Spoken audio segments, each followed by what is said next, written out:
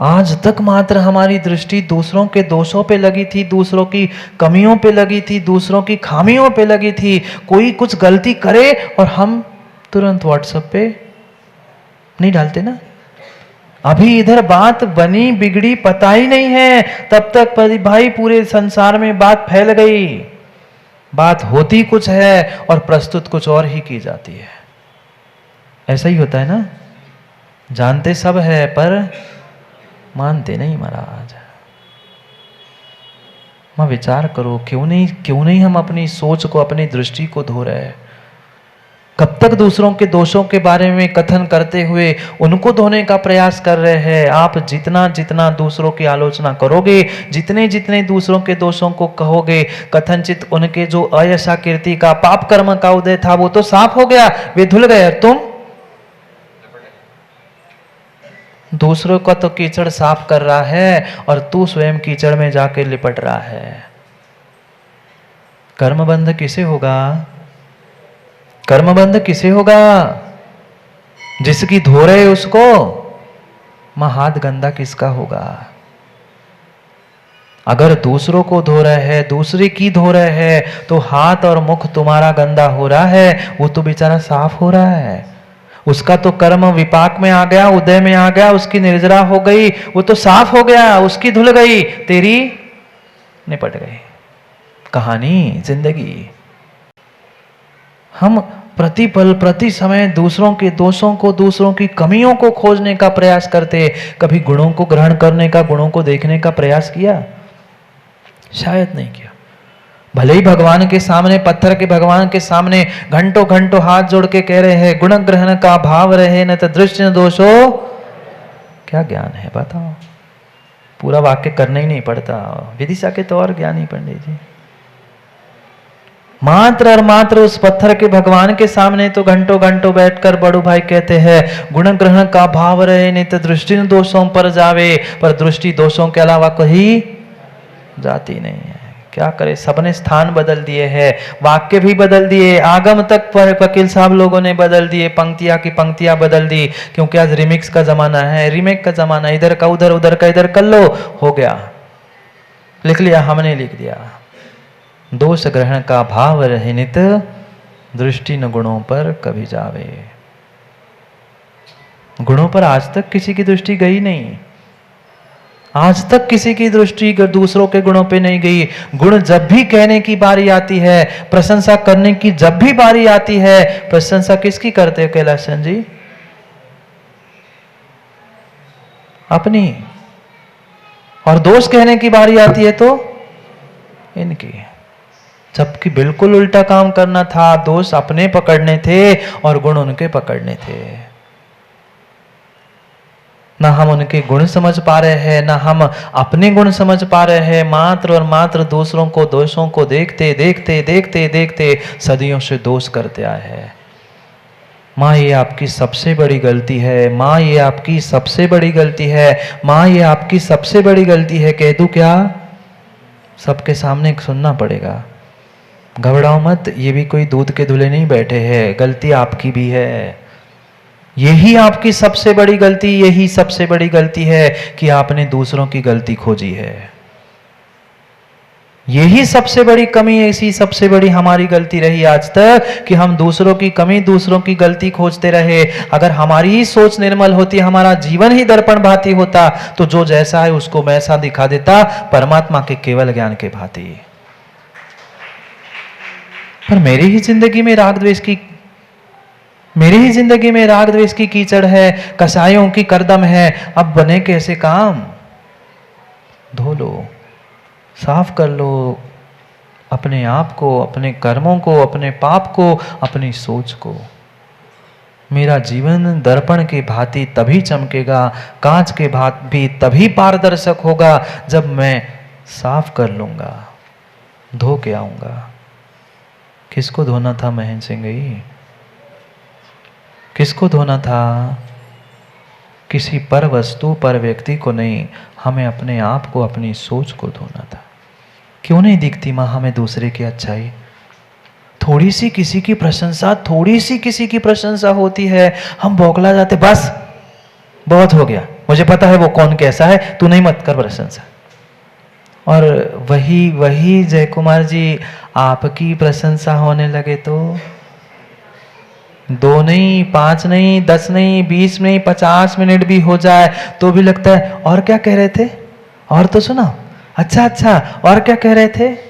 घंटों घंटों स्वयं की प्रशंसा सुनने में हम अघाते नहीं हैं, बोर नहीं होते हैं, पर वही किसी ने एक छोटी सी गलती बता दी, हम बौखला जाते हैं। देख लूंगा, सबके सामने कह रहा था ना मन, मैं देख लूंगा। क्यों नहीं समझ रहे, गुण ग्रहण का भाव रहे, नित दृष्टि न दोषों पर जावे। ये नीति है, ये नीति है। मां समझदार व्यक्ति, ज्ञानी पुरुष, सत्पुरुष कभी भी किसी के दोषों को देखता ही नहीं है। और गलती से संजय भाई दिख भी गई ना तो आंख मूंद लेता है, आंख बंद कर लेता है। हम आंख बंद करते, हम तो और आंखें गाड़ के देखते हैं। आंखें क्या, हम तो टार्च नहीं, हम तो हेलोजन लगा के दुनिया को दिखाना चाहते हैं। हम बहुत बड़े धर्मात्मा, हम सबको खबर करें ना ये कितनी बड़ी गलती कर रहा है। एक स्थान था जय भैया जी, वहां पर वे संचालक जी खड़े होकर बताने लगे, अमुक स्थान पर इन्होंने ऐसा किया, अमुक स्थान में उन्होंने ऐसा किया। मैंने तुरंत रोका, मैंने कहा भाई तू क्या कर रहा है?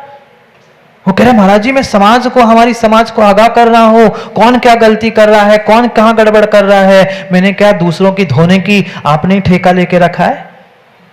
ये तो सोचो समाज को आगाह करने के चक्कर में तुम अपने लिए, स्वयं के लिए कितना कर्मबंध और कितनी बड़ी गलती, कितना बड़ा दोष कर रहे हो, ये क्यों भूल रहे हो? ये बातों को प्रसारित करने की आवश्यकता नहीं होती, ये तो कानों कान में वैसे ही खबर पहुंच जाती है। मैं तो कहता हूं अगर कानों में खबर भी आ जाए कहीं किसी की गलती, किसी का दोष, तो अपने कान, अपने आप, अपना मुंह बंद करके रख लेना, अगर अपने सम्यक दर्शन की रक्षा करनी है तो। हम तुरंत व्हाट्सएप फेसबुक पे डालते कि पता तो हो सबको कि कौन क्या कर रहा है। अरे कौन क्या कर रहा है, पहले तू क्या कर रहा है ये तो देख ले, धोया क्या। कोई ऐसा व्हाट्सएप आ जाए ना युवाओं तो इतना तुरंत मोनो डाल देना आगे, धोया क्या, और धोया क्या समझ जाए तो ठीक है, नहीं तो फिर समझा देना। क्या करे दूसरों की सफाई के पीछे मैं अपनी जिंदगी को बर्बाद, अपनी जिंदगी को गंदगी में, कीचड़ में मत करो। दोष होंगे, ये पंचम काल है, पंचम काल में जीवों से दोष होंगे, पर अगर हम सत्पुरुष हैं, हम धर्मात्मा हैं, तो हमें कभी भी किसी की गलती नहीं दिखेगी। देखना ही चाहते हैं तो गुणों को देख लो, और नहीं देखना है तो आंखें बंद कर लो, पर किसी के दोषों को देखो मत, किसी के दोषों को कहो मत। अगर जीवन में सफल होना है, क्योंकि सोमप्रभ स्वामी नीति बता रहे हैं, जीवन जीने की कला बता रहा है, सुक्तियों के माध्यम से अरे जीवन जीना है तो लघुता प्राप्त करो, अपनी सोच की, अपने विचारों की सफाई कर लो। क्योंकि दोषों को देखोगे तो आप ही दोषमय हो जाओगे। क्या वकील साहब कुंद स्वामी ने ऐसा नहीं लिखा क्या? कुंद स्वामी ने ही लिखा है, कुंद स्वामी ने ही लिखा है, उन्होंने प्राकृत में लिखा है, बाकी नीतिकारों में उसे संस्कृत हिंदी में करने का प्रयास किया। परिणमति जैन दव्वम तक्काले तमहंति पर्णतम। कुंद स्वामी कह रहे थे जिस समय पर तुम्हारा जैसा उपयोग होगा, जैसी परिणति परिणाम होंगे, वैसे ही तुम कहलाओगे। अगर दर्पण के सामने अग्नि है तो दर्पण में क्या दिखेगा? दर्पण के सामने अगर शीतल पानी बर्फ रखा है तो दर्पण में क्या झलकेगा? वही झलकेगा। बीसी जैन साहब बिल्कुल परिणमति जैन दव्वम तब काले तमहंति पर्णतम। आप जिस समय पे जैसी परिणति कर रहे हो, आपको कुंद स्वामी वैसा ही कह रहे हैं। आप दूसरों के दोषों को देख रहे हो ना मां, आप सबसे बड़े दोषी है, क्योंकि आपको उसके वह हजारों गुण नहीं दिखे, एकाध दोष दिखा। मान लिया पंचम काल में सैकड़ों दोष हो सकते हैं, 2-4 तो गुण होंगे, 2-4 तो अच्छाई होगी, पर उन अच्छाइयों को क्यों नहीं देखते? हम आशावादी क्यों नहीं बनते? हम हमेशा ही निराशावादी होते हैं, ऐसा नहीं होता है, ऐसा नहीं होना चाहिए। अरे आज तक जो करते आए वो करते ही आए, कुछ नया भी सीखो, नया भी समझो, नया भी तो जानो। हम जानना ही नहीं चाहते, हम समझना ही नहीं चाहते। हमने तो इतना सोचा, हमने तो इतना ही सोचा है। मैंने पहले दिन भी कहा था, घोड़ा टांगे पे लगा हुआ, याद है क्या? क्या लगा होता है?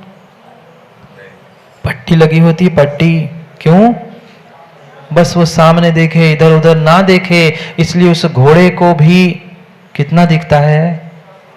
ऐसे ही हमने भी लगा के रखी है, कभी राग की, कभी द्वेष की, कभी कसाय की, कभी विषयों की, कभी प्रपंथों की, पता नहीं एकांतों की। कितनी सारी पट्टियां हमने आंखों पर और आंखों से बाजू से बांध के रखी है। इसलिए हमें सत्यार्थ भूतार्थ कुछ दिख ही नहीं रहा है, कुछ नहीं दिख रहा है, कुछ नहीं दिख रहा है। अपनी गलती को समझो, दूसरों की गलती को, दूसरों के दोषों को मत पकड़ो। यह सत्पुरुष का लक्षण और स्वयं की लघुता आचार्य सोमप्रभ स्वामी दूसरे श्लोक में हमें समझा रहे। एक साथ एक काम नहीं किया। जैसे पहले श्लोक में मंगलाचरण के साथ साथ प्रभु को नमस्कार करते समय उन्होंने अनेक प्रकार के अलंकार का प्रयोग करते हुए, अनेक प्रकार की उपमाओं का प्रयोग करते हुए समझाने का प्रयास किया कि ऐसे कांति को प्राप्त पारस प्रभु हमारी रक्षा करे।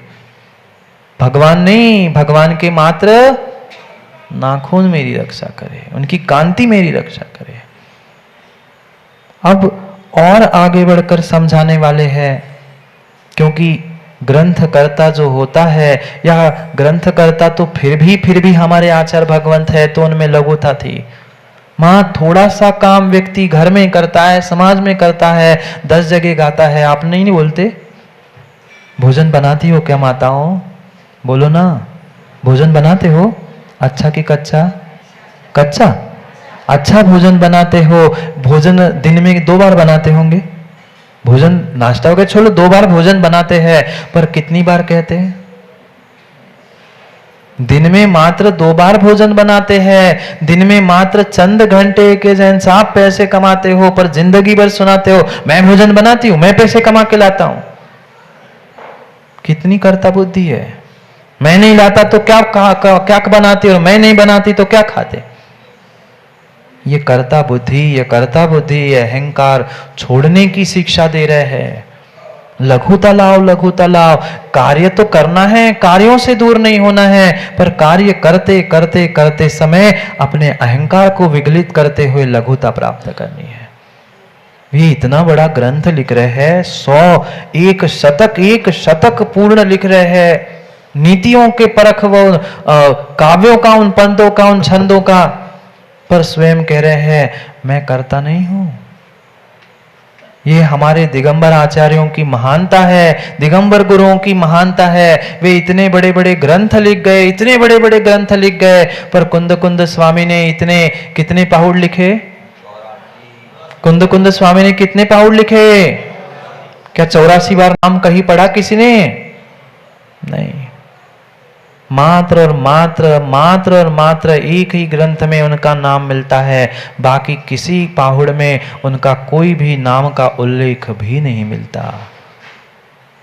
ये सरलता, ये सहजता, यही तो मेरे जीवन को निर्मल और स्वच्छ करने वाली है निर्मल जी।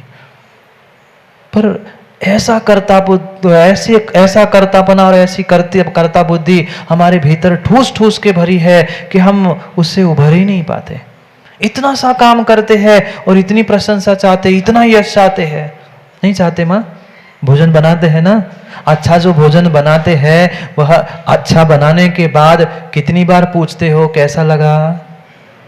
मुकेश जी, कितनी बार पूछा जाता है? एक कौर अभी मुख में जाकर चबा नहीं है, अभी उसका कोई स्वाद भी नहीं आया है, उसके पहले प्रश्न पूछा सुनने में आता है, जय कुमार जी कैसा लगा? कैसा लगा? चाहे जैसा भी लगा हो नेताजी, अच्छा ही लगना पड़ता है, नहीं तो शाम की खैर नहीं होती। सोच लो, विचार करो, माँ एक बार अभी भी भोजन मुख में गया नहीं, खाया नहीं, चबा नहीं, स्वाद नहीं आया, उसके पहले हम प्रशंसा चाहते, कैसा लगा, कैसा लगा, कैसा लगा। यहां तो इतने बड़े बड़े काम करने के बाद भी क्या हमारे दिगंबर आचार्यों की, दिग भगवंतों की महानता है, वे साफ कहते हैं हमने कुछ नहीं किया, मैं करता ही नहीं हूं। करने वाले मुख्य कर्ता तो वे तीर्थंकर भगवान हैं, मुख्य कर्ता तीर्थंकर भगवान है। उत्तर ग्रंथ कर्ता पढ़ते हैं ना स्वाध्याय के पहले, मूल तंत्र कर्ता, मूल ग्रंथ कर्ता, उत्तर ग्रंथ कर्ता, तदुत्तर ग्रंथ कर्ता। ये सरलता, ये सहजता, ये सोच क्या मेरे भीतर है? नहीं है। हम प्रत्येक स्थान पर प्रशंसा चाहते हैं, वाह वाह चाहते हैं। जिसने प्रशंसा की वो हम अपना मानते हैं, जिसने थोड़ी सी गलती बता दी हम उससे दूर हो जाते हैं। उस लघुता का ही प्रदर्शन करते हुए यहाँ दूसरे श्लोक को हमें आचार्य महाराज सोमप्रभ स्वामी समझा रहे हैं कि हमें जीवन में उस सच्चाई को कैसे समझना है। आज तक सब कुछ करने के बाद भी हम दुखी है, और वे आचार्य भगवान सब कुछ करने के बाद भी वकील साहब सुखी बने। कौन सा विषय छोड़ा? कल भी हम समझ रहे थे पूज्यपाद स्वामी जैसे आचार्य भगवंतों ने सब कुछ करने के बाद भी वे महान बन गए, क्योंकि कीचड़ तो खिला, कीचड़ में कमल तो खिला, पर कमल कीचड़ में नहीं था, नहीं था, नहीं था। उसकी सुगंध चारों दिशा में फैली, कीचड़ की नहीं फैली। बहुत सुंदर उदाहरण, बहुत सुंदर दृष्टांत के साथ आचार्य भगवान समझाने वाले हैं कि हमें सत्पुरुष जैसे बनना है। तो सत्पुरुष का लक्षण क्या है? और जो सत्पुरुष होगा वह कभी दूसरों के दोषों को, दूसरों की गलतियों को दुनिया के सामने उजागर करेगा ही नहीं। पढ़े श्लोक, पहले श्लोक को पढ़ते हैं, फिर आगे के उन रहस्यों को जो आचार्य भगवान समझाना चाहते हैं, जो नीति समझाना चाहते हैं, उसे समझते हैं। आसान नहीं है, नीति समझना तो आसान है, पर जीवन में उतारना आसान नहीं है। जय भैया जी, सुक्ति मुक्तावली नाम का सोमप्रभ आचार्य भगवान का ग्रंथ का यहाँ वाचन स्वाध्याय चल रहा है, क्योंकि हम तो यही प्रयास करते हैं, जिन ग्रंथों पर आज तक प्रकाश नहीं पड़ा है, ऐसे ग्रंथों का प्रयास करते हैं कि वे जनमानस तक पहुंच जाए। पढ़ते हैं दूसरे श्लोक को, फिर करते हैं एक एक शब्द पर चर्चा। सामने बोर्ड पर लिखा है, ग्रंथ कल तक उपलब्ध हो जाएंगे। संता संतु मम प्रसन्न मनसो